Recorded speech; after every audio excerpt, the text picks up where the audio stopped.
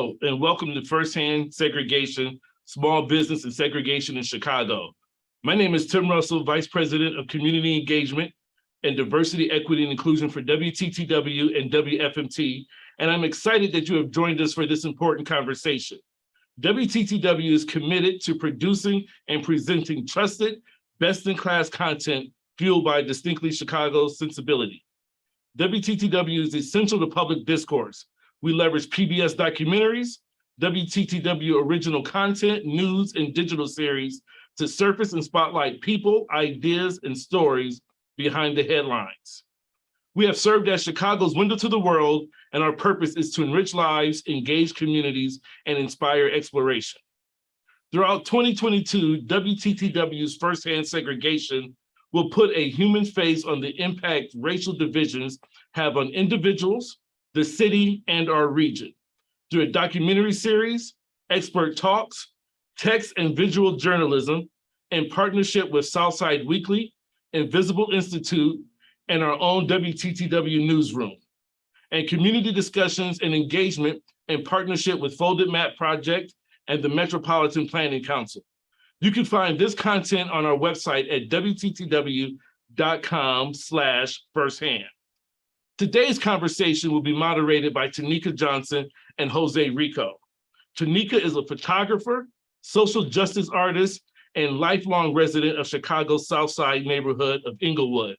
She is also co-founder of the Englewood Arts Collective and Resident Association of Greater Englewood, which seeks to reframe the narrative of South Side communities and mobilize people and resources for positive change. Tonika's art is often explores urban segregation, documenting the nuances and richness of the Black community to counter media depictions of Chicago's violence. Jose Rico is the Executive Director for Truth, Racial Healing, and Transformation Greater Chicago, a comprehensive national and community-based process to unearth the jettison that deeply held and often unconscious belief created by racism. The mission of TRHT is to proliferate healing and equity within individuals, neighborhoods, and communities to change the race narrative, to fuel transformation, erase the belief in racial hierarchy, and drive toward racial equity. Both Tonika and Jose were one of the 6 experts who delivered firsthand talks, providing context around the topic of segregation in Chicago. Now, before we get things going, I'd like to extend a very special thanks to the supporters of this project, who you can see listed here. Without the generous support of these donors, sponsors, and WTTW members, Firsthand would not have been possible. Now, let's watch the trailer for Firsthand Segregation, followed by Tonika Johnson and Jose Rico, who will moderate today's conversation. As you look at the city, you can almost tell by the skyline, right, where the opportunity is. Segregation is deliberate when it's economically and racially driven.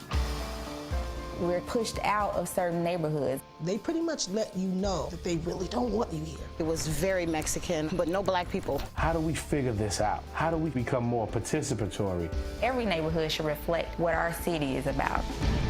And it's about everybody, not just one race.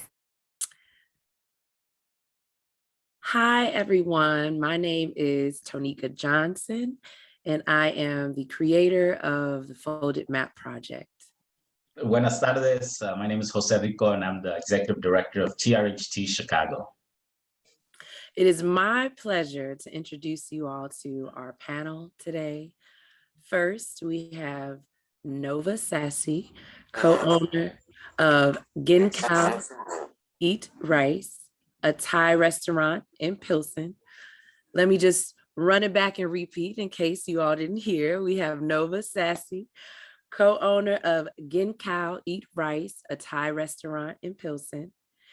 Next, we have Adrienne Hawthorne, artist and owner of Panopaz Boutique in Ravenswood. Then we have Corey Luckett, owner of Englewood Branded Apparel in West Englewood, and Courtney Jones, co-owner of Recharge Real Estate Brokerage and executive director of Black Coalition for Housing, Courtney is also featured in WTTW's Firsthand Segregation Stories, and we'll have a chance to watch a bit of a video featuring his work later in our discussion today. Before we launch into some questions for the group, let's share a quick excerpt from my co-moderator, Jose, about segregation and community investment, where he grew up in Pilsen.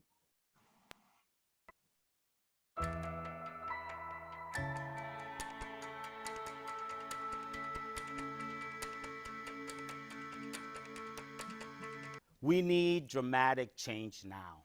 The stakes are high, and it is up to you to do something. Because if we don't do anything, the system is designed to benefit white Chicagoans. And we know that you cannot do this alone, so we need to do this together. I believe that we could end our suffering. I have experienced it these past few years. We need to be able to come together and be able to be there for our neighbors. I have distributed over $200 million of resources to neighborhood groups who have been there for their neighbors and providing them basic needs. I have seen communities come together in mutual aid groups. There is a movement to be able to move from charity to healing and solidarity. I have gathered thousands of Chicagoans from every corner of our city into racial healing circles where they are able to be with each other and be able to hear their stories, form connections, and make commitments to be there for each other. I have seen business leaders in these healing circles have aha moments and do away with the preconceived notions of what they thought the problem was to really understanding how their policies create some of the harm. And now they are investing in communities through a new business model. What they need is to be able to have other business leaders join them and reverse the tide of disinvestment. What are you willing to commit to? Are you willing to go in deep and understand the source of your suffering? Are you willing to reach out to people that you've othered and approach them with humility and compassion so we could all understand that your wellness is depending on our collective well-being, that we cannot be well at the expense of the wellness of others. And we need to do this now. We need to create thousands of these connections where we could change hearts and minds, where we could dismantle policies that harm us, and where we could come together and design a future for all of us. I believe that Chicago is healing. I believe that Chicago can transform because Chicago is home.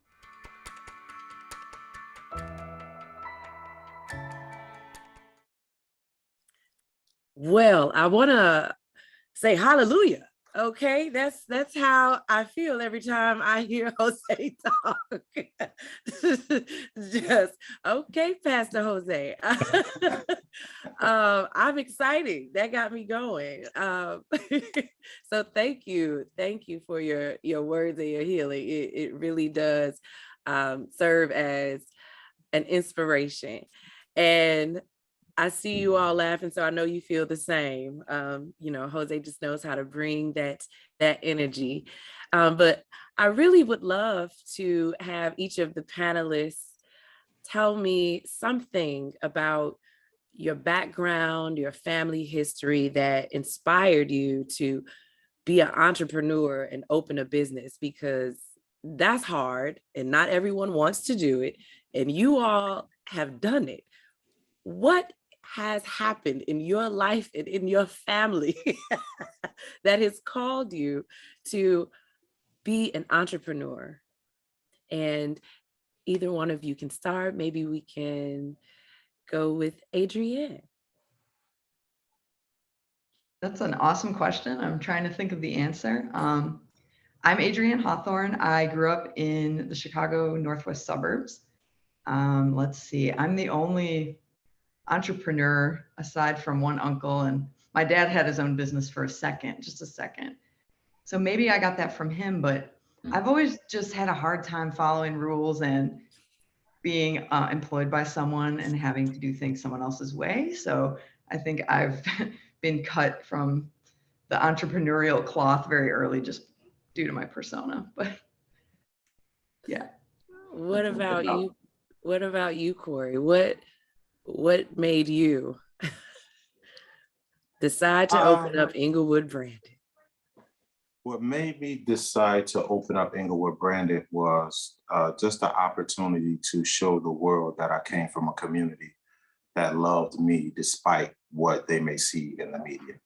A community that has a lot of great things going on that gets overshadowed by what the world sees in the media.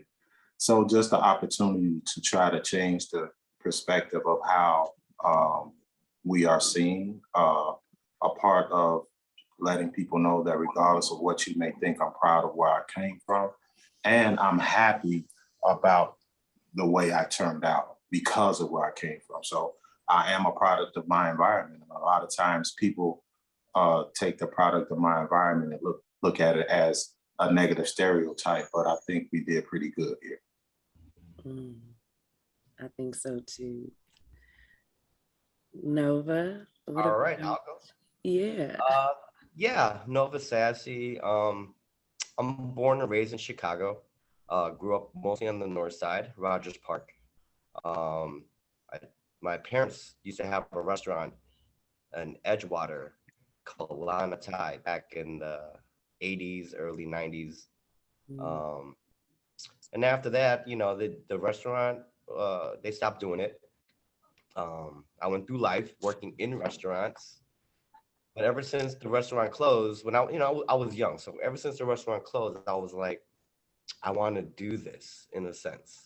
I didn't really know until I was like 20 something, but it's been a dream to like have my own restaurant serving the Thai food that I want to serve and sharing my culture with, my city people. So yeah, it's been a long time coming. I'm here in Pilsen now. It is super hard work. I'm sure everybody knows here that working for yourself, being an entrepreneur is a lot more work than you would ever think, but it's also rewarding. So yeah, I mean, yeah, born and raised in Chicago, been here all my life. Love it. And I love your food. And I swear, if you didn't open your own restaurant, we all would have been like, why not? Well, people cooks amazing. Like missed out. If I didn't open my own place, people would have missed out on a lot of different types of food, or Thai food, for instance, you know? Yeah. I don't dumb it down. I don't water it down. I give it ethnic. And for being a first generation American, being an American, but having an ethnicity that I'm so close and connected to, I was able to bring that for people. And I'm happy with that, you know? And I'm glad that I've made a little bit of a difference or a change in the food scene in Chicago. Well, thank you for that, Nova. And what about you, Courtney? What about your background or family history that led you to be this entrepreneur that you are? No. I'm super excited about entrepreneurship.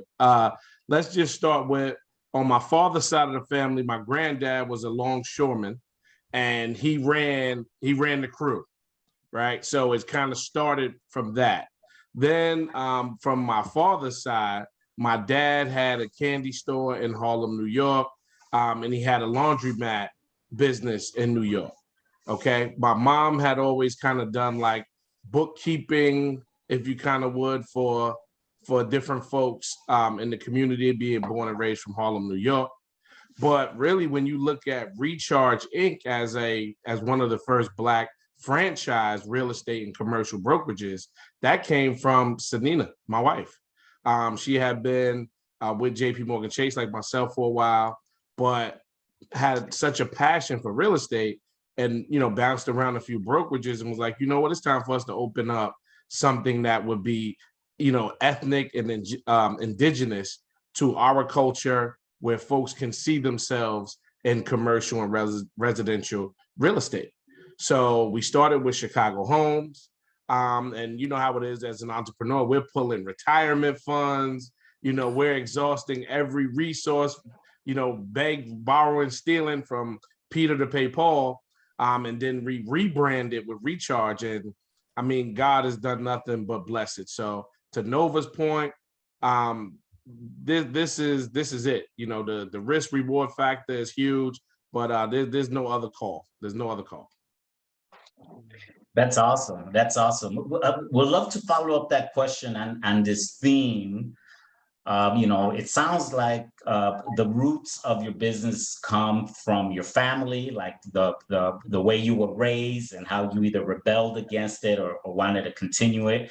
And then also where you grew up in your community and your culture, right? And I would love to see if you could talk a little bit more about that and go in the reverse order, going you first, Courtney, then Nova, Corey, and Adrienne. And so the question I have is like, now that you've started to realize, your vision and actualize yourself as a person, like what is that essential message, or what is that essential thing you want to communicate about your business and your community and your culture? What is it that you want the world to know because you're doing what you're doing? Jose, I love the question, and it's my why, right? And I jokingly say bet on Black, right? And I think when folks see ethnicity historically with systemic racism being such an overarching, foot on the back of Black and brown people, I think it's clear to say that I want people to see the color Black and see value. I want us to see value in ourselves. And then I want other ethnicities and races to see see value in that color Black. I think entrepreneurship, having this Black Coalition for Housing as a nonprofit, it's really about stabilizing and rebuilding our neighborhoods. Often you see different nonprofits that are not Black, come in and want to play a huge part in revitalizing our neighborhoods. That's awesome.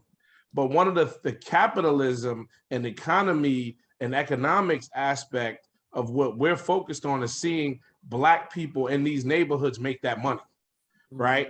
Because if we don't, that's where the gentrification piece kind of comes into play, because folks can't afford to take advantage of the new investment. So that plays a huge part. But then with Recharge Inc., the Black brokerage piece, it's really, we've talking to brokers across the country, and many don't see themselves in the places they work, right? So we want to bring into the real estate space something that feels like home for folks, where, you look at having an advocate that can understand someone who may not have had a bank account, who may have saved a majority of their money at home, right? You need a certain type of individual that's going to be passionate for that. Then we have professionals that have MBAs and doctorate degrees and things alike, but still doesn't make them an expert in home ownership. So having somebody that you can relate to, that can deal with the fears and things of past family members, where you might have seen a family member be evicted from an apartment or foreclosed on, a car taken away because of all of these overarching racist barriers, right? When it comes to income earning. So to be able to create an atmosphere where folks see themselves and can kind of feel safe to talk and feel related to was very important to us. And instead of waiting for somebody else to do it, we decided to take a shot at doing it. That's awesome. For us, by us. Hey, Nova, how would you answer that? Well, with my business, we talk about segregation and like how different neighborhoods have certain ethnic or class type places. And, opening a Thai restaurant in Pilsen, to people were like, what are you doing? And it's like, I'm not even on the nicest side of Pilsen, I'm over here on Cermak.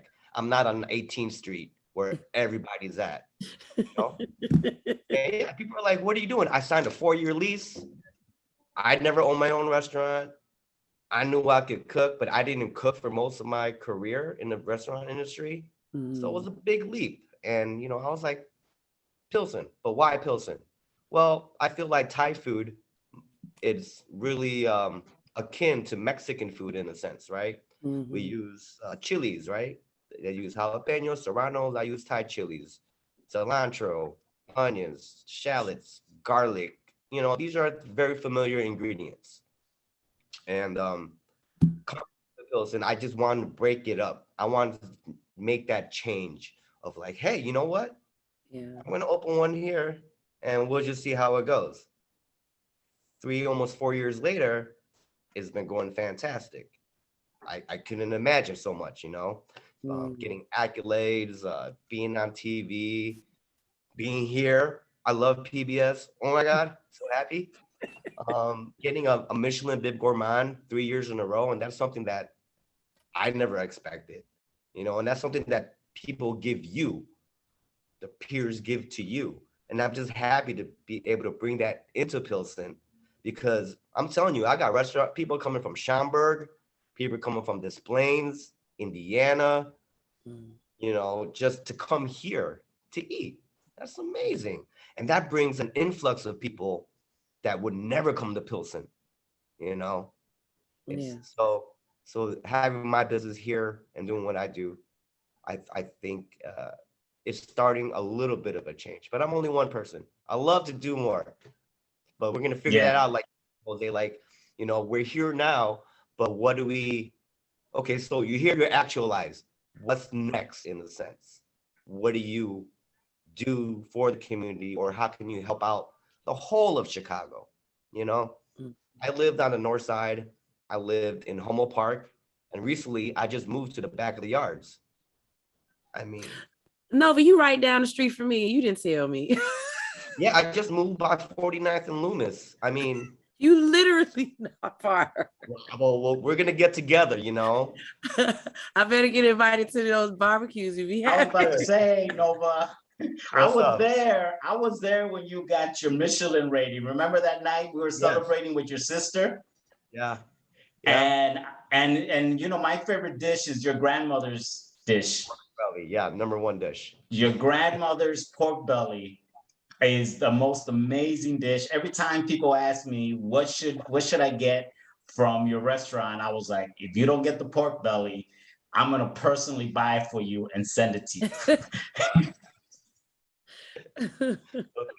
Thank you. Yeah, I've been sold out for the last 2 days. I haven't been able to catch up. We'll bring it back.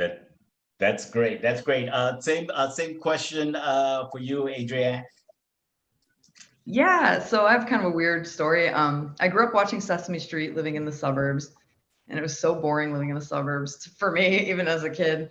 And so I always knew I wanted to go to Chicago, and I always knew I wanted what they had on Sesame Street, which was like lots of different people and a community vibe. And with the shop, I actually do feel like I have that. The shop is where I sell my artwork, and it's a boutique. I mean, I sell things from a lot of other small makers, but recently I moved to a bigger space, and what has come with that is I host a lot more events. And I'm trying to get more people who maybe wouldn't normally come to Ravenswood, or just our other artists, especially artists who aren't white, to perform at the store or show their work at the store. And also so my neighbors can start to get to know other people, because our neighborhood, I feel like nobody really ever leaves Ravenswood if they live there. They don't really ever go to Pilsen or Englewood or anywhere else. And so I feel like I have this space, and I always go back to my Sesame Street vision of everybody. And so my goal is to make it's kind of turned into, from a store where I sell my art, but an inclusive space for anyone to come and share their art too. I saw Nova's head, in agreement. What were you responding to that Adrienne said? This is my thing. When you like go on vacation, you go to LA, right? You're like, oh yeah, I'm gonna go to Carson City and hit up Santa Monica, right? It's like 15 miles, and you'll do that, no problem, right? But when you're like, yo, let's go to Ravenswood, it's like, oh, that's kind of far. Meet me in Bridgeport. Like, yo, the It's city crazy. I is like understand. maybe 45 minutes long, right? But you won't travel to other places just to do things. But in all honesty, in Chicago, where can you travel to do stuff? Everything's at our north side. Closest thing that I have down here is Kinski's or Maria's Bar in Bridgeport, which I feel like is, it's like more my vibe, True. stuff like that. And I'm over here at 47th and Ashen. I'm like, wow, so much opportunity. And I think it's so dope. Like, people come down, but it's too far. Yeah. Amongst other things that they have been told, Right. But yeah, Nova, I totally relate and understand what you're saying, because I often joke with people, when you go out of the country, you want to do what the locals do. You want to go where they go, but we don't do that in our own city. So no, I just wanted to give space for you to say something, because I saw you nodding your head. But I think you hit. This is what I would like to follow up with that, Tonika, is that where do you feel as a Chicagoan, what business would you go across town that affirms who you are, that kind of gets you, that you want to patronize, that really where you see, oh, they're trying to do something that I'm doing, or I see that vibe. I feel the same way about Maria's Packaged Goods, Nova.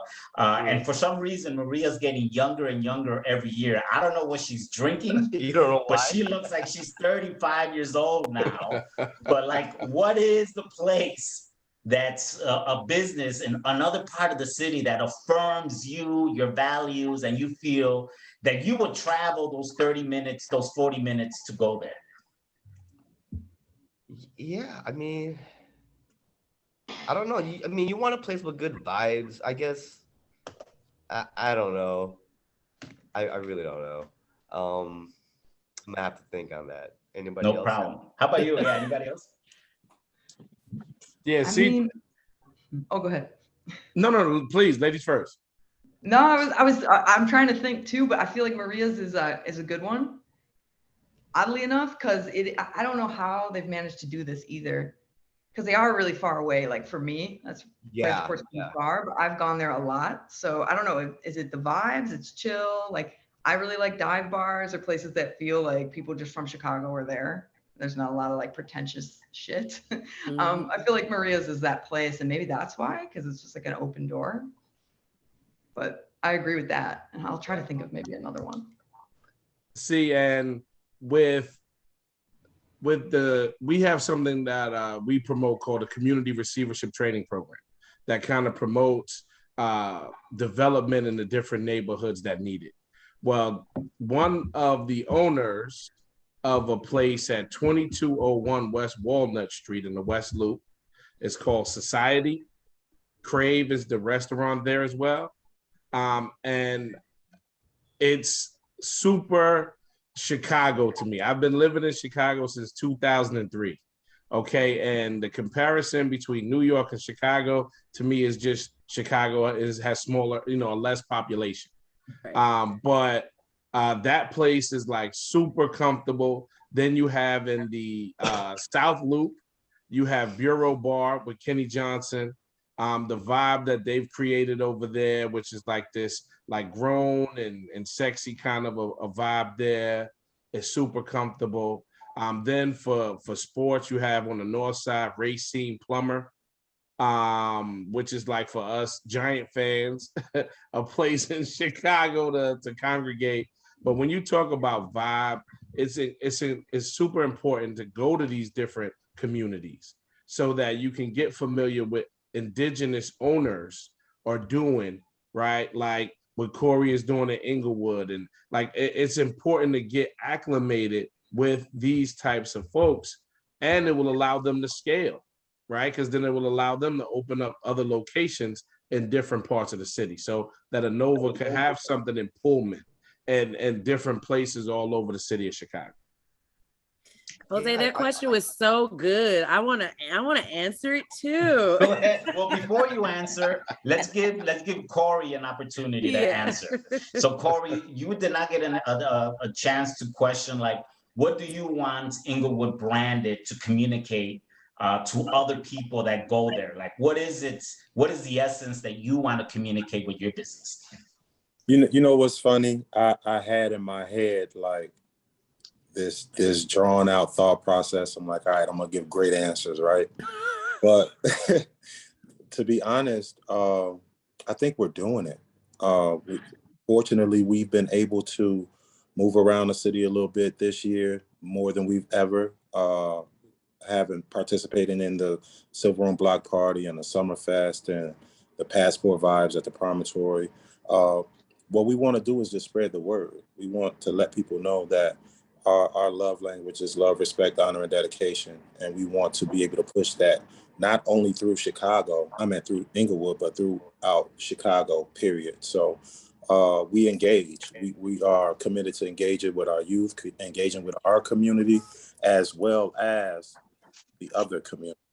So I'm sorry, I had a call come in. I thought I had it on Do Not Disturb, but we're about engaging. We want to make sure that we can connect with everyone and let them know that our dedication is really to help building and uplifting what we're going through here in Englewood, which I call another city within the city of Chicago. So, we have so many people that are dedicated to spreading the wealth, spreading the love, spreading just positive theories throughout our community. We want to be ones that can be one of the leaders to be able to do that. So I'm sorry, I mean, you're a business owner in the middle of the day and you're using your phone, so we understand. It's okay.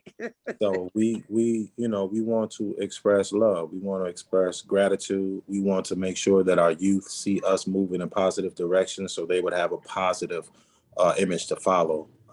Quite often you hear you cannot be what you cannot see, right?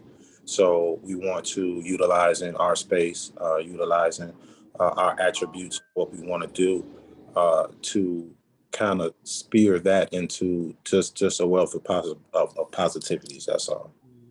Great. Well, before Tonika gives her answer for where she travels in a business, for people who are listening, if you could ask a question in the Q&A function to any one of the panelists, if you could put your question down and we'll get it answered for you.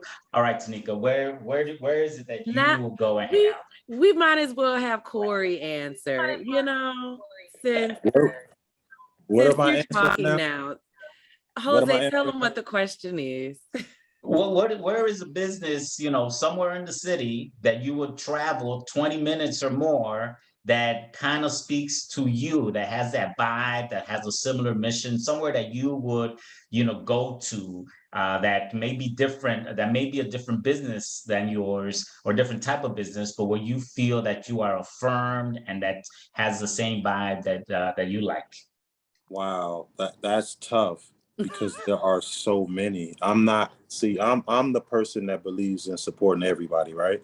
So I'm also a person that believes in trying everything at least once, So in terms of the things that I have had an opportunity to go into, like everybody already knows, the Silver Room is a great place to be. So then you have I have a couple of and another thing, I print for different fashion brands. So it's like some of those people that you guys don't even know, like Everything Premium over on 75th at St. Lawrence. They have a really nice vibe at their store. So being able to touch into places like that. And then you go into, it's so many, like, and we talk about restaurants. So I just ate, I was in Pilsen at La Luna's. That was pretty good. But I'm looking to come to everybody's restaurant that's on here, as well as just, I like to travel throughout the city and see what's there. And being able to see what's there, I can come back and bring it to my community and allow them to go check that out as well. So, when you get put on the spot like that, there's so many things going through your head and you try not to leave anybody out. So it's really like, I plan to be able to touch bases with everybody. Yeah, that makes sense. Nova just said, I can't. It's just too many. So you could have just did what he did. Yeah, it's just too many for him to put us on the spot like that. But at the end of the day, people like us, we know it's all out of love and out of just really trying to see people win. And I'm not one of those people that, you know, of course, I love my culture. I love my ethnicity. I love being Black. I love everything about us. But I also love things about other cultures. And I want to know those cultures, because if we continue to focus on what we have going on, we can literally remove our children from the things that they need to know throughout the world. Yeah, no, I love that. And my only addition is one of my favorite new places is Carver 47 Cafe. It's on, yes, oh my gosh, Monica Haslip, who opened Little Black Pearl and turned it into an educational arts facility, recently opened Carver 47. Their food is delicious. It's like artisanal. They have like specialty salt, specialty barbecues. They have flowers. I'm addicted to them. So yeah, that's my place. Where is it at? It is on 47th, not far from Lake Park. What is that street? I'll text it to you, Nova. I'll send you that. I want to go to. Yes. Yes. And Liz Wright, who is the cook and the chef and the restaurateur, is an amazing, has the amazing vision behind Carver 47. So you should go check it out. Yes, and they just expanded, and they're gonna open in a couple weeks, and it's literally like walking into a photo like shoot, because the furniture, the art in there, like she's doing something over there. So it's immaculate. Now let me turn over to a video. I'm going to turn it over so we could see a part of Courtney's presentation of the cost of segregation and what we're working with. And then when the video's over, you are going to have a chance to have your final question and dream big through Tonika's final question to y'all. So let's listen to Courtney's presentation right now.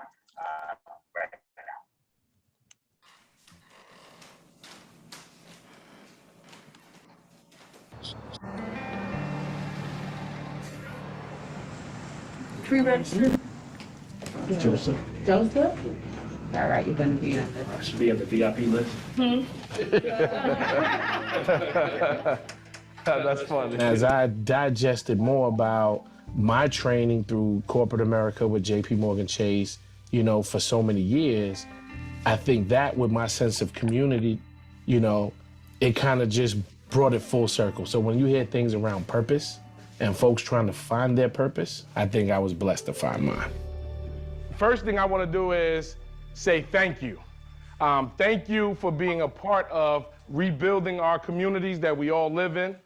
The purpose of this community receivership training program is really to bring attention, awareness, and a track for Black business owners like ourselves and real estate professionals in these communities to actually take advantage of the economic, and I stress, economic opportunities that are before us. The goal of what we're working on here is to build a scalable process for Black businesses in real estate in these neighborhoods to capitalize on the economic opportunities in these neighborhoods. And to create the community receivership training program that we birthed, it really came about because several Black activists in the city of Chicago saw issue with how housing was being managed and its adverse impact on the Black community and the wealth strip that was taking place. It just became strategic around how do we figure this out to at least become more participatory in the wealth that's being generated in our own neighborhood.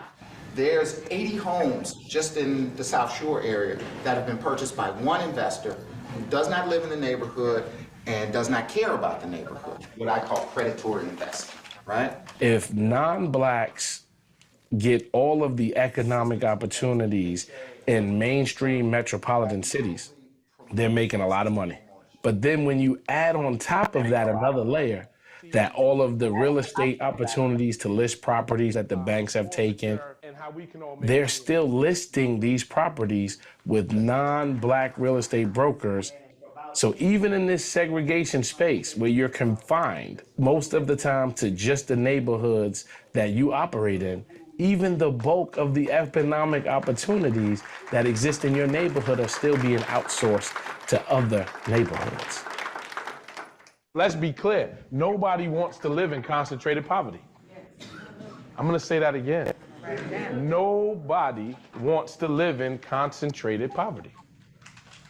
And we're the ones that should make the money to fix it, and we're the ones whose kids should benefit from it.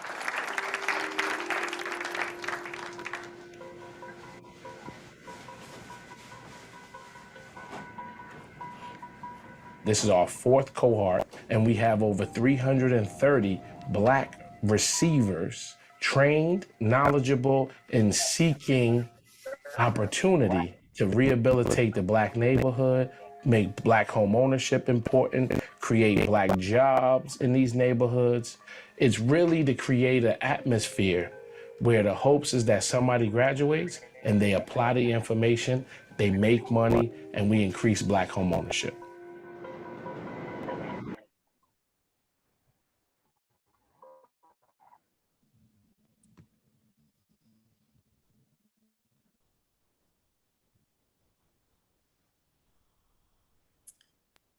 Bravo, Courtney.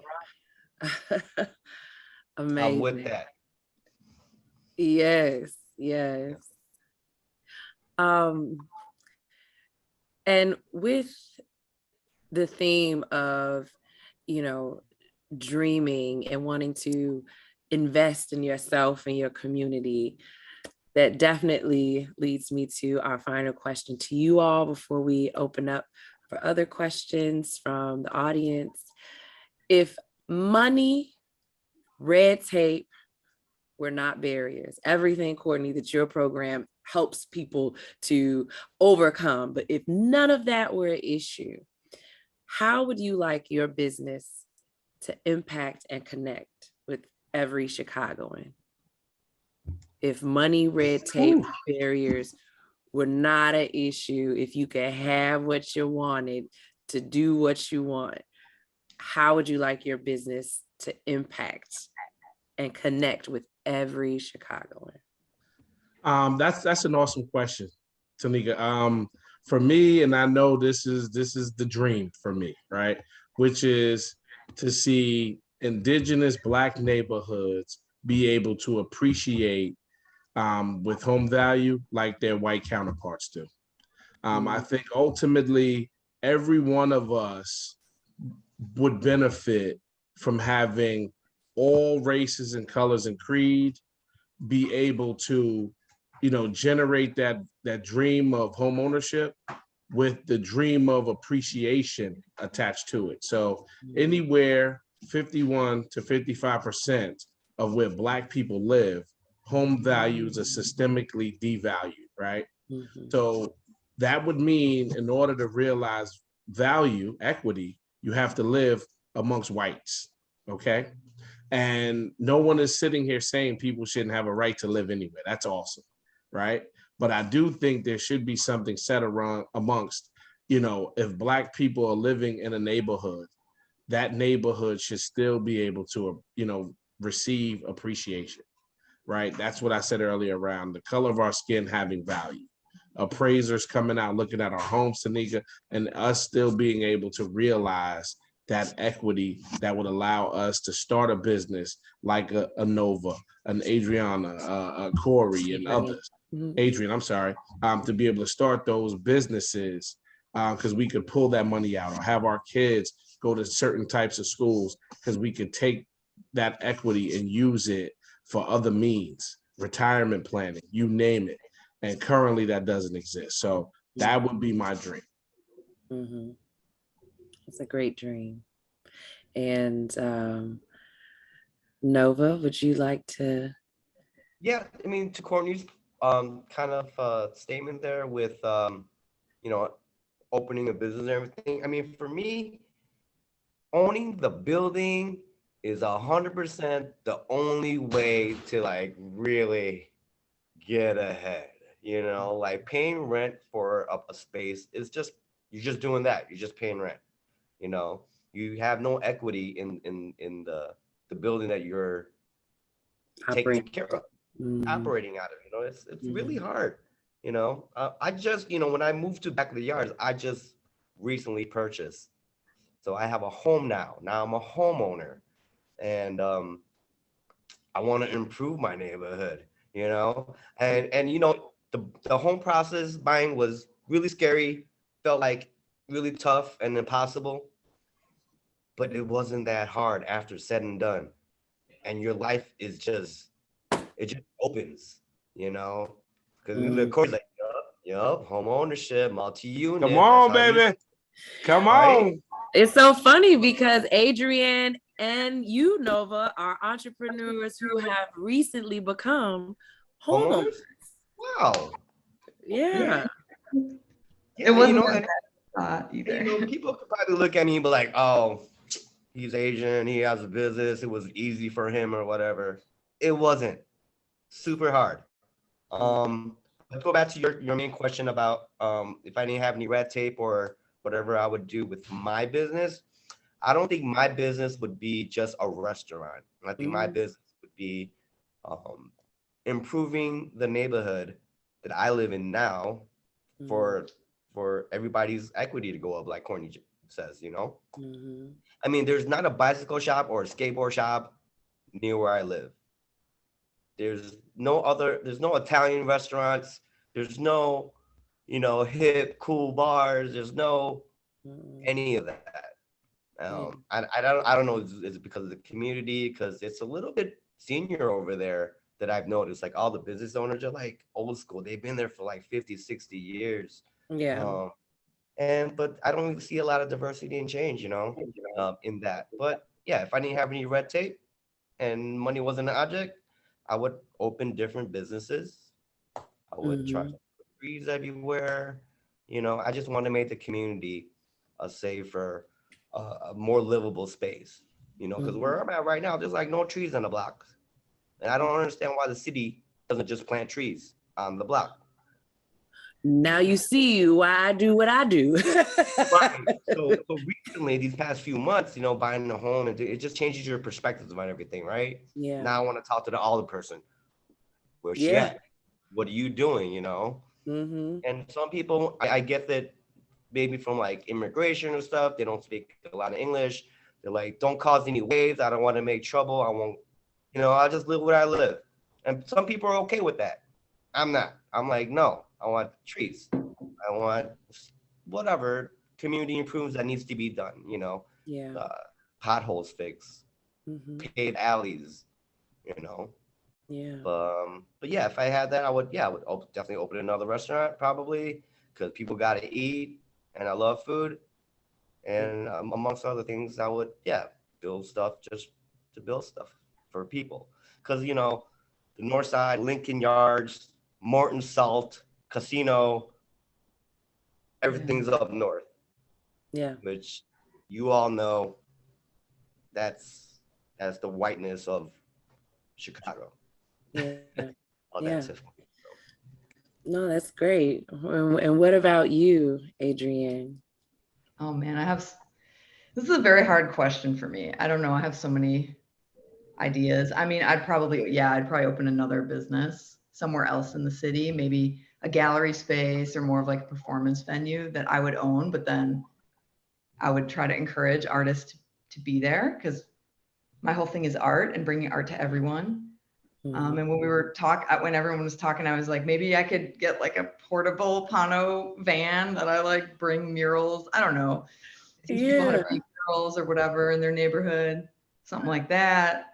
Maybe I could pay people in my neighborhood to visit another neighborhood. I have so many like a little incentive. Seriously though, because it is a problem. Like we said in the beginning, like, yeah, nobody wants to travel to a new neighborhood, but you know, if I pay you. A Maybe you'll little Panopause bus. Yeah, work with Tonika. Come up with like a list of things to do in another part of the city, and I don't know, like just to get people to do it. Yeah, I could totally see a Panopause tour bus around the city to different businesses. That'd be cool. Like paint a mural or teach people how to Yeah. do it. I don't know what I would do, but I'd want it to be bigger than just being a store in Ravenswood. Mm. What about you, Corey? You are kind of doing that already, but you have red tape funding. But if none of that were an issue, what would you do? It's so much. And Pick again, one, just one. And it's hard because it's like, you remember, you ever see Kevin Hart Night School when he had this dyslexia and he's like moving numbers, and that's exactly what it is right now. So like, I think quite ultimately the biggest thing that I would want to be able to create, kind of like a probably like a neighborhood coalition or something like that, where we can have representatives from each neighborhood and create like different opportunities for youth and elders in the communities to be able to bridge those gaps, whether those activities are, just a meetup somewhere, and everybody just really exchange values in terms of what the differences between our neighborhoods, and really understanding we're all the same. But just to be able to fund like different initiatives that would bring people together. I think the biggest part of my funding situation is that not having the funding to really pour into the initiatives that I want to pour into, whether those initiatives are engaging with youth and giving them more tangible opportunities, or I believe that we need to be able to travel safely and get understandings through these communities, way that we can have the police to like really engage, opposed to understand, because I feel like a lot of the police are out here, they're doing a job, but their main job is to get home to their families, right?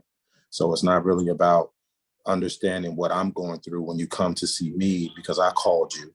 It's about you making sure that you get home to your family. So you're going to protect yourself opposed to serve and protect our community. You know what I mean? So just being able to like really put pieces in place that can actually help with the mental health barriers that we're having out here, not only from our youth and elders, but also from the police. You notice the last 2 or 3 weeks, there have been 3 suicides from the Chicago Police Department. So imagining and understanding that they're coming out here on the streets, but they're not mentally stable. So those issues out there create bigger issues because a lot of them are moving from being and not being in good places particularly. So basically, it would be an Englewood branded wellness center, is what you would do. This is See, you would do a wellness center. Yeah, I could totally see you facilitating all of that. Yeah, it's pretty much that, because at the end of the day, regardless of how people feel externally, it's the internal issues that guide a lot of the decisions that happen throughout the day for all of us, right? Yes. So being able to create outlets that we can really learn from each other and support each other in those times. The money, I feel like the money, when it's time to come, it'll come. I hope the time is now. However, it's the redlining, the red taping. I would definitely want to. Well, we're actually in the process of putting different locations. We have one that we're working on now in the city, but it would be nice to be able to have those connectors throughout the Pilsons and the Humboldt Parks and the West Side, North Lawndale, and things like that. So just those opportunities to really expand what we're doing with our principles, and just try to kind of spread that throughout the city to see how we can like all bring it back to the one purpose, and that's to just love and promote with each other. Well, that's a beautiful way to kind of round out this conversation and just to remind you all that you have different businesses, and maybe it'll be a Ginkgo pop-up at Englewood branded, or a Sounds Panapon great. pop-up at, Ginkgo.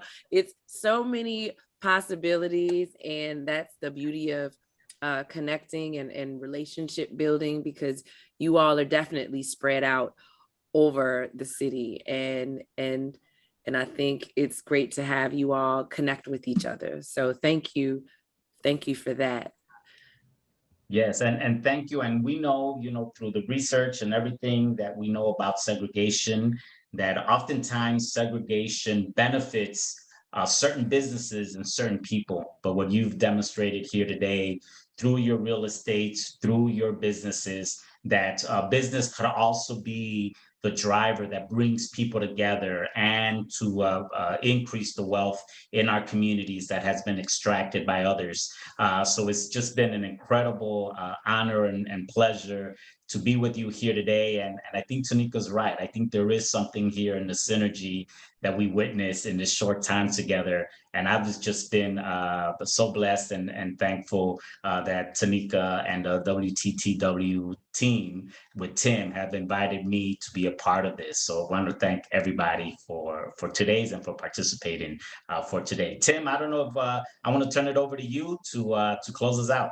Thank you, Jose and Tonika. I mean, this was a great conversation. I felt like when we were doing the prep that, it was like, let's have a kitchen table conversation. And that's what this felt like to me. So thank you, Tonika and Jose, for moderating the conversation today. Nova, Courtney, Corey, and Adrian, thank you for your insight, for your, and I always think of entrepreneurs as being some of the most courageous, creative people, because it takes a lot of courage to start something on your own and to be successful at it. So thank you for demonstrating that today as well. And again, thank you to Folded Mat for just your partnership and the work that you do about bringing about segregation. And Jose, you with THRT around making sure that there's a safe space for people to have these difficult conversations. Please visit WTTW.com/firsthand to explore all seasons of Firsthand. We looked at gun violence, coronavirus, poverty, and this season is segregation through the eyes of Chicagoans. Finally, visit WTTW.com/events or WFMT.com/events for upcoming events. And when you get a chance, please go out and visit all of these great restaurants, businesses, branding, apparel, arts, and if you're looking for a realtor, please consider, a diverse realtor as well. So with all of that said, thank you so much, everyone, for joining us. And I look forward to seeing you in the future. Take care.